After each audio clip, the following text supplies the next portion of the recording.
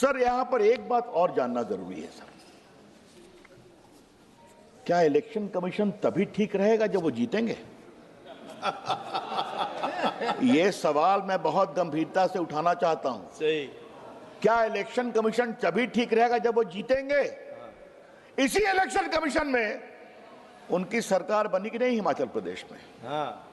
इसी election commission में उनकी सरकार कर्नाटका में बनी कि नहीं बनी? इसी इलेक्शन कमीशन में तेलंगाना में बनी कि नहीं बनी? इसी इलेक्शन कमीशन में अखिलेश की पार्टी जी हमसे अधिक एमपी जीते कि नहीं यूपी में? तब इसमें तब इलेक्शन कमीशन ठीक है, तब ठीक है। तो जब वो जीते तो इलेक्शन कमीशन ठीक, जब हम जीते तो इलेक्शन कमीशन खराब। सर ये कौन सा लॉजिक है, हम समझना चाहते हैं। सर थोड़ा मैं भारत के इलेक्शन रिफॉर्म्स की बात हम कर रहे हैं सर, थोड़ा इस रिकॉर्ड्स को बताना जरूरी है सर। भारत आजाद हुआ तो बहुत चर्चा थी किसको वोट देने का अधिकार दिया जाए, तो फिर पूरे विस्तार के बाद कहा भारत के आम नागरिक को वोट देने का अधिकार दिया जाएगा। Common people regardless of his sex, economic status, educational qualification, वो वोट देगा, चुनाव लड़ेगा भी सर। आज देखिए सर भारत के लोकतंत्र में आम आदमी कितना मजबूत है कि उन्होंने एक नई बात, नो मोर एंटी इनकम्बेंसी, जो अच्छा काम करेगा उसको जिताएंगे और जो अच्छा काम नहीं करेगा उसको हराएंगे। उन्होंने नरेंद्र मोदी जी की सरकार को 3 बार जिताया है, अभी हम और बहुत लंबा रहने वाले हैं, चिंता मत करिए वेणुगोपाल साहब, बहुत लंबा रहने वाले हैं, क्योंकि देश की जनता हमारे काम को देखती है। कल सर मैं अजीब बात सुन रहा था, कुछ लोग बार बार कह रहे थे कि जर्मनी में बैलेट पेपर है, अमेरिका में बैलेट पेपर है। सर आज तक तो मैंने सुना था कि हमारे समाजवादी मित्र भारत पर बहुत विश्वास करते हैं, पूरा विदेश में नहीं देखते हैं विदेश की बात। क्या भारत की अच्छी बात हम दुनिया में बता नहीं सकते सर? ये एक बड़ा सवाल है, उस पर मैं चर्चा करूंगा सर। अच्छा जरा बैठा, मैं बोलूंगा ईवीएम पर बोलूंगा। सर मैं कल राहुल गांधी को सुन रहा था और आज वेणुगोपाल जी को भी सुना।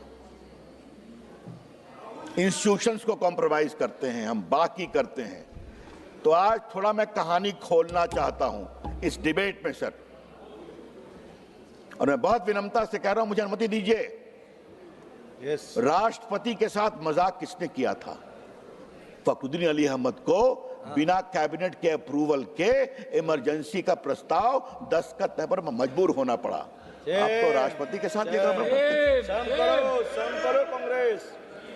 अब सर जरा मुझे ये बताइए, सुप्रीम कोर्ट के 3 जजेस को सुपरसीड किसने किया था? इन्होंने किया था। और सर HR खन्ना इमरजेंसी में उन्होंने डिसेंट दिया था कि इमरजेंसी में भी भारत के नागरिकों के संवैधानिक अधिकार को कॉम्प्रोमाइज नहीं करेंगे। सर ये बात करते हैं हम पर। HR खन्ना को इन्होंने 1 महीना के लिए भी भारत का चीफ जस्टिस नहीं बनने दिया क्योंकि उसने नागरिकों के अधिकार की बात की थी। हमको आप कहते हैं हम संस्थाओं का सम्मान नहीं करते। याद करिए सर, संपादकों को जेल में बंद, प्रेस की सेंसरशिप। अब सर मैं 2 चीफ इलेक्शन कमिश्नर की बात करूंगा। मेरा वेणुगोपाल साहब सुनिए आप, एक तो मिस्टर गिल थे सर, जैसे ही हटे राज्यसभा बने और बनकर फिर मंत्री बन गए। और दूसरे हैं श्रीमान नवीन चावला।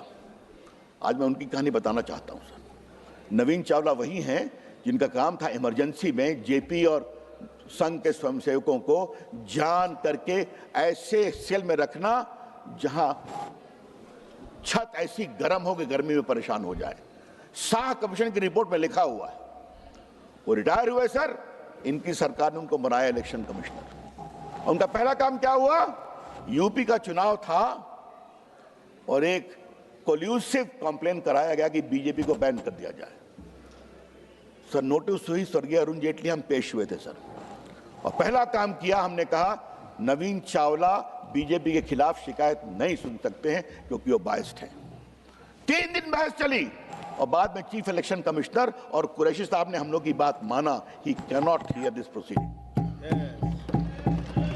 उस समय के चीफ इलेक्शन कमिश्नर ने राष्ट्रपति को शिकायत की कि नवीन चावला का इतना ओमिशन एंड कमीशंस है कि उनको इलेक्शन कमिश्नर से हटाया जाए। इन्होंने क्या किया? हटाने की बात तो दूर, उसको बना दिया चीफ इलेक्शन कमिश्नर।